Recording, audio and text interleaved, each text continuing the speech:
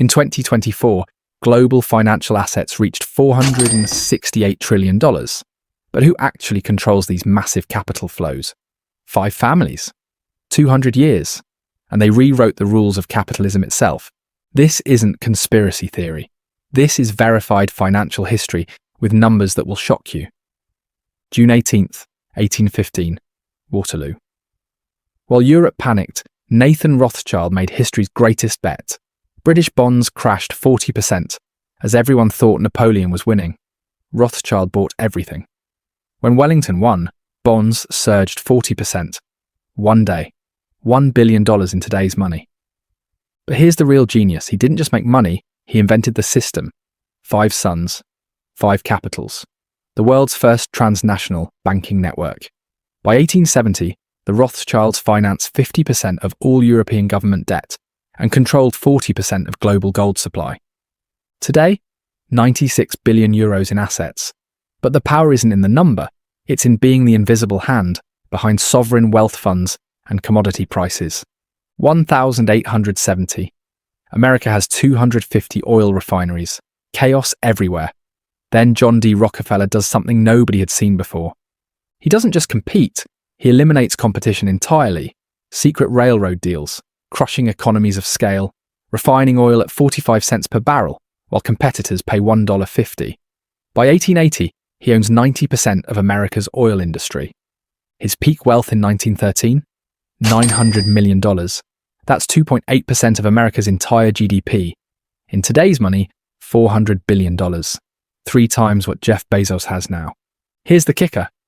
In 1911, the government breaks up his monopoly into 34 companies. Everyone thinks he's finished. Instead, those 34 companies make him even richer. Their stock jumps 500% in 5 years. His descendants today? ExxonMobil, Chevron, Marathon. Over $800 billion in market cap. 7 generations later, the family still has $10.3 billion. October 22nd, 1907. America has no Federal Reserve, no safety net, and the entire banking system is collapsing. J.P. Morgan, 70 years old, becomes a one-man central bank. He locks bank CEOs in his library until 5 a.m., forces mergers, injects $25 million of his own money. The panic ends in 3 weeks. But Morgan's real power? He didn't just save banks, he owned America. One congressional investigation in 1913 revealed the truth. Morgan and his partners controlled $22.2 billion in assets. That's 25% of the entire US economy. He created US Steel, the first billion-dollar company. He merged 138 steel firms overnight. He controlled 60% of America's railroads.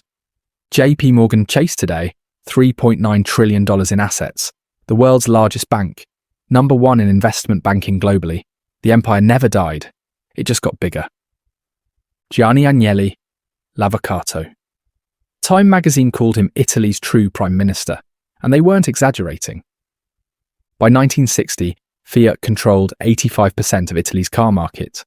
But Agnelli wasn't building cars, he was building power. Personal friends with Kissinger, Kennedy, Mandela. He didn't just run businesses, he ran Italy. The family's move in 1969 changed everything. 50% stake in Ferrari. Not just automobiles, luxury empire.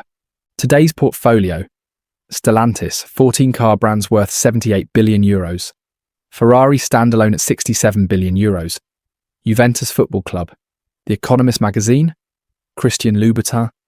Total family wealth, over 20 billion euros. Still controlling, still dominating.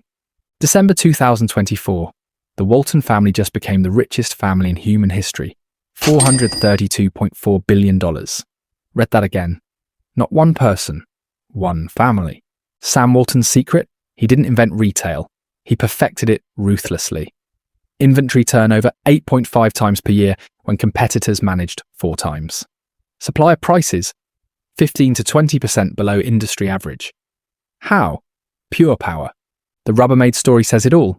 They asked for a 7% price increase. Walmart cut their shelf space by 50%. 3 years later, Rubbermaid was sold. Walmart won. The math is insane. The family controls 45% of Walmart stock. Every 1% the stock rises. $2.1 billion added to family wealth.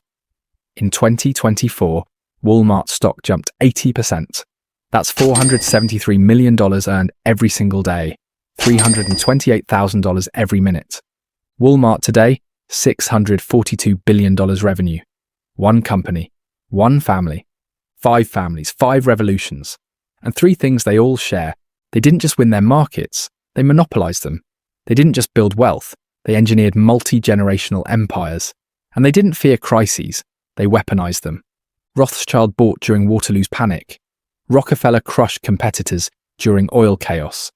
Morgan saved America during its darkest financial hour. Agnelli rebuilt Italy after World War II. Walton optimized during retail's fragmentation. These aren't lucky breaks, this is strategic ruthlessness, perfected over centuries. So here's my question for you. Who's next? Musk? Bezos? Zuckerberg? Or someone we haven't even heard of yet, quietly building the next empire while we're all watching the noise? Drop your prediction in the comments and subscribe, because we're just getting started with the real history of money and power.